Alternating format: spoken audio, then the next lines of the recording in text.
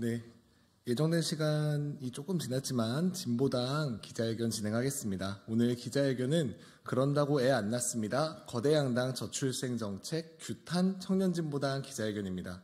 서열을 맡은 저는 진보당 부대변인 박태훈입니다. 오늘 기자회견 순서는 신승용 진보당 경기 광주시갑 후보님께서 최근 한 달 전에 아이를 낳는 경사가 있었습니다. 그래서 먼저 발언을 해주실 거고요. 이어서 청년진보당 홍희진 대표님께서 기자회견문 낭독하시겠습니다. 중간에 사회 없이 이어서 바로 진행하겠습니다.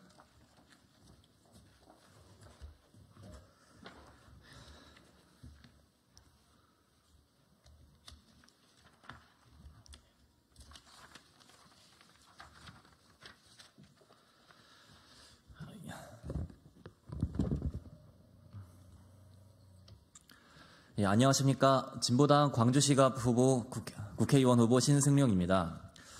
제 이야기를 잠깐 드리겠습니다. 저는 얼마 전에 한 아이의 아빠가 되었습니다. 생후 30일이 간 넘은 딸을 보며 무한한 애정을 느끼며 행복감에 빠져 있지만 앞으로 이 아이와 함께 살아갈 날을 생각하면 고민이 깊어집니다. 제가 지금 국회에서 기자회견을 나올 수 있는 것은 산후도우미 지원이 딱 3주간 가능하기 때문입니다. 앞으로 10일 뒤면 이 기간이 끝납니다. 그러면 저와 아내 둘 중 한 명은 무조건 육아를 전담할 수밖에 없습니다.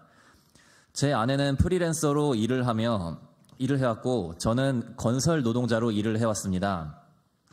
둘이 일을 함께하며 소득을 낼 때는 살만하였습니다.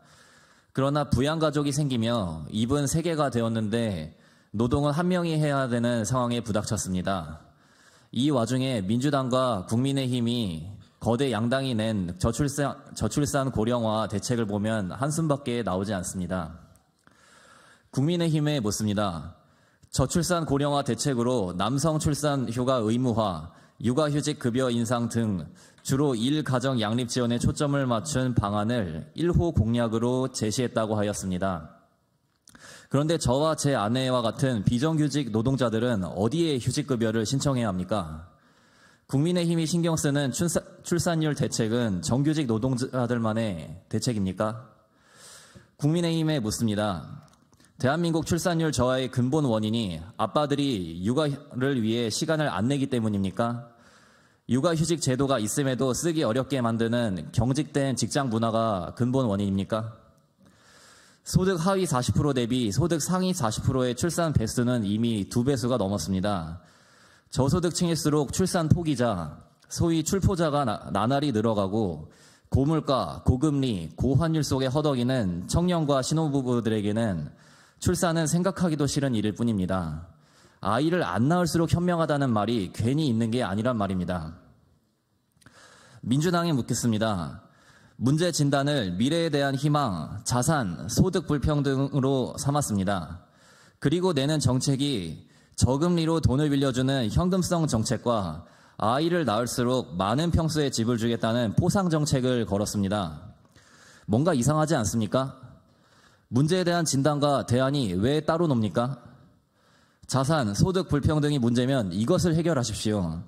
대한민국의 대기업 정규직, 대기업 비정규직, 중소기업 정규직, 중소기업 비정규직, 파견직 등 신분제처럼 활용되는 피라미드 임금 구조에 대한 개혁안과 대책을 내놓는 것이 옳지 않습니까?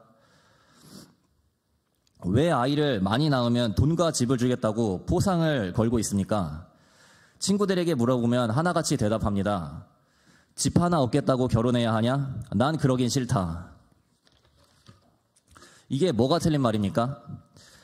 사람으로 태어나 자녀를 기르며 행복을 느끼는 것이 전혀 부담이 되지 않고 당연하고 행복한 일이 될수록 과감한 개혁안이 아니라 아이를 낳을수록 좋은 포상을 주는 안은 눈앞의 이익에만 연연하는 장사꾼 마인드와 다름없습니다.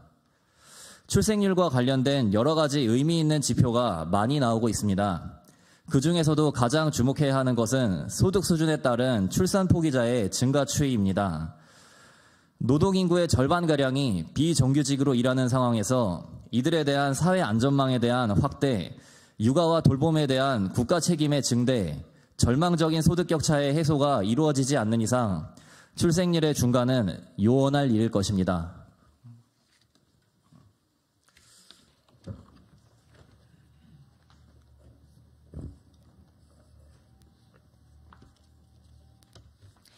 청년진보당 대표 홍희진입니다. 기자회견문 낭독하도록 하겠습니다.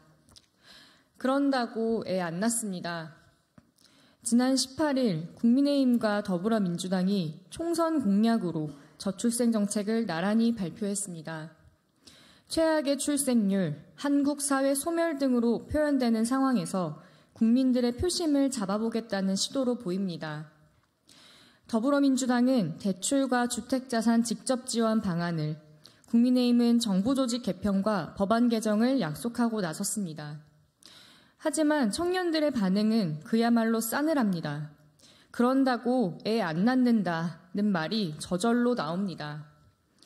여야는 저출생에만 초점을 맞춘 애만 낳으면 지원금부터 대출과 주택을 보장해주겠다는 정책으로 0.6명인 출생률이 올라갈 수 있다고 생각하십니까?